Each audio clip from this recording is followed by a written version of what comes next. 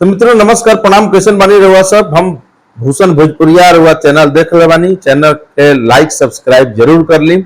आज बहुत ही महत्वपूर्ण घटनाक्रम और मुद्दा पे चर्चा हुई जो दुनिया में पूरा छौले बा। रिश्ते के कलंकित करे वाला पति पत्नी के रिश्ता बढ़ुए जो उनकी कैसे रिश्ता के तार तार कर रहा बा, ये पूरा दुनिया देख रहा बा।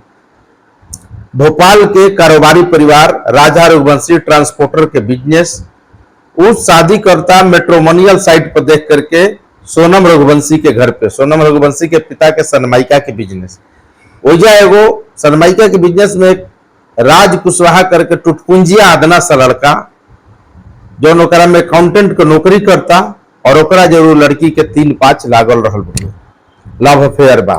ये बात बाप के नहीं बतावत और शादी दबाव में आके परिवार के कर लेलस। कोई के लड़की बतावत नहीं थे। अब दबाव करा पका रहे भगवान जाने। और हंसता खेलता राजा रघुवंशी के परिवार के उजाड़ दिल गई। 4 महीना पहले सगाई भेल रहे। 4 महीना से अब तक कुछ पता ना चलल। 13 मई के शादी भइल, 20 मई के लोगों 11 मई के शादी भइल, 20 मई के हनीमून पर गई और 23 मई के पत्नी के सामने पति के कत्ल कर दिया। मतलब सोना गुप्ता कत्ल करवा दिली केकरा के, राजा रघुवंशी के। कैसे रिश्ता के कलंकित कल जाला, एक से बड़ा उदाहरण कुछ ना हो सकेला। दुनिया में इस घटना के चर्चा हो रहा बा। बाप माए सामने टीवी के सामने बैठ के देखता तो रोता कि कैसे रिश्ता का आ गइल बा कलयुग में। बाप माई परेशान बा ये रिश्ता के देख के। दूसरा के बेटा बेटी फिर भी कैसे एकदम आंख से आंसू गिरता।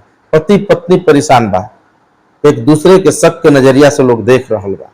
पूरा दुनिया में ये घटना के चर्चा हो रहा बा। तो मेट्रोमोनियल साइट से शादी के महा खतरनाक बढ़ुए और वह सब सोशल मीडिया के छोड़ी ये सब से शादी विवाह के रिश्ता 7 जन्मों का रिश्ता पक्का ना कल जा सकेला। आग के सामने 7 फेरा लेवे से 7 जन्म के रिश्ता ना बन जाला। ये देखी ये पूरा घटना बता रहा बा। जब तक परिवार में समाज में संस्कार दोनों परिवार के बीच के आपस के मिलन ना हुई तब तक शादी सक्सेसफुल नहीं होकर। कई घटना एक घड़ी लगातार सामने आई बा। बोरा में टुकड़ा टुकड़ा काट के लोग फ्रिज में सौ के रख देता और फिर ले जाके फेंकता, जंगल में ले जाके काट देता। कैसा कैसा रिश्ता कलंकित। आज के पेपर में बा वही होटल में पति पत्नी के मामले का एकदम भटजू आ गई बा। गोस्वामी तुलसीदास लिखल रहा कलयुग केवल नाम आधारा। इसमें खाली भटजुगे के काम होता। 3 गो युग जो नाम भगवान राम एगो में जन्मलन, एगो में महाभारत भइल, कृष्ण जन्मलन। कितना 3 युग बीतल, आई 4था युग कल युग। देखिए का से का हो रहा बा। हमने कितना इंटरनेट मीडिया और इंटरनेट और देश दुनिया से जुड़ गए नहीं जा कि आपस के संस्कार रहन सहन सब भूल गए नहीं जा। बाप माई के हुएसन को जना अपन बेटी के संस्कार नहीं दे पाओ, बेटा के संस्कार नहीं दे पाओ और इस तरीका से रिश्ता के कतरा। हाल के दिन में कई ऐसे घटनाएं उजागर होल बा जो से पति पत्नी के रिश्ता कलंकित होल बा और खासकर पत्नी साजिश रच के पति के मारे में कई रिश्ता आई बा। अभी बिहार के सॉफ्टवेयर इंजीनियर रहे ओकर रिश्ता रोआ सुनली कि कैसे दहेज और कैसे प्रताड़ना देकर के ओकरा के अपमानित करके ओकरा के खुदकुशी करे पर मजबूर कर दिया गई। परिवार कोर्ट में केस में फंसा के बहुत हालत खराब बा। तो मेट्रोमोनियल साइट को छोड़ के समाज परिवार में अपन रिश्ता तय करी, बढ़िया से रही, रहन सहन देख सुन विचार के करी। 400 रुपए के नारियल काटे वाला डाव से अब पत्नी के सामने सोनम रघुवंशी राजा रघुवंशी के मरवा दिली और 100 को उठवा के एकदम नीचे इतना खाई में फेंकवा दिली कि पुलिस लगातार खोजिए नहीं के पाओ। लेकिन 3 राज्य के पुलिस एक घटनाक्रम से परेशान बा। पूरा देश भर के मीडिया अभी आज पटना में सुबह में आयल रहे सोनम रघुवंशी के शिलोंग ले जाए के क्रम में पटना एयरपोर्ट से अभी 4 बजे गुवाहाटी की फ्लाइट निकली तो वहां से जाई। सोची ओजा शिलोंग में घटना घटल, गाजीपुर में आके सोनम गुप्ता मिलली। अब सोनम गुप्ता के कौन ले आके छोड़लस इहो एक राज्य के विषय बा। कैसे बारे में पहुंचल इहो एक राज्य के विषय बा। एकरो बारे में पुलिस तफ्तीश करल बा, सब निकल जाई। अभी एगो चैट सामने आयल हो, चैट में भी निकल बा कि राजा रघुवंशी हमरा पास आवत रहन हमरा ठीक ना लगत रहता, शादी काहे के कैले रहो जब ये हाल बात। ऐसन ऐसन औरत सब घटिया, सब के औरत कहल जाए घटिया मानसिकता। घटना करके तो चल गई लेकिन पूरा दुनिया में पति पत्नी का रिश्ता कलंकित हो रहा बा। बाप माई देखता तो सिहर जाता ई टीवी पर घटना के।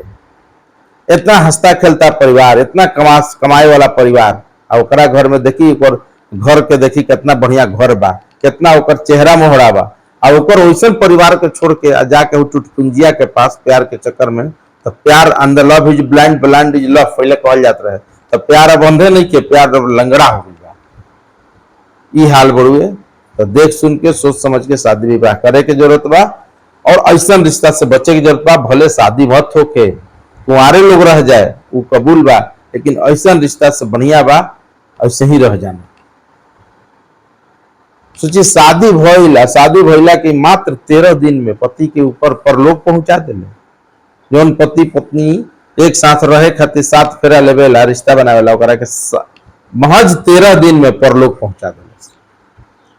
कैसन ये नारी है, ये नारी है कि कटारी है, कटारिये साबित हो गई। परिवार मांग कर रहा बा राजा रघुवंशी के फांसी के सजा हो, ओकरो से कोई बड़ सजा हो तो ऐसा होके चाहिए। जांच पड़ताल चल रहा बा, सब मामला खुलिए रहा बा, अभी तक के जांच में ये निकल के सामने आयल बा। तो धन्यवाद, नमस्कार। वह सब देखत रही, चैनल के लाइक सब्सक्राइब करत रही, लेकिन रिश्ता के सोच समझ के आगे करी, ताकि आने वाला दिन में दो परिवार रोए मत बैठ के।